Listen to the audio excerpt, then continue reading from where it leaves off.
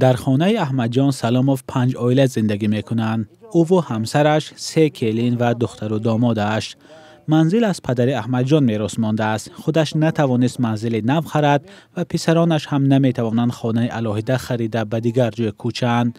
بحث گران بودن خانه ها در نشست کمیته ساختمان هم صدا داد. خبرنگاران پرسیدند که چرا با وجود زیاد شدن ساختمان ها نرخ پست نمی شود. همین بزرگ محصولات بسیار شد، نرخ ارزان می شود. کم شد، قیمت می شود. ارزش میانه 1 متر کوارتری منزل استخامتی با حساب میانه در جمهوری با نمی روزه $440 تشکیل می‌دهد. در شهر دوشنبه $673 تشکیل می‌کند. مسئولین شرکت‌های ساختمانی در نزد دوربین صحبت نکردند، اما آنها میگویند نرخ مسائل ساختمانی هم سالهای اخیر گرانتر شده است و آنها نمی‌توانند خانه‌ها را ارزان فروخته بر ضرر کار کنند.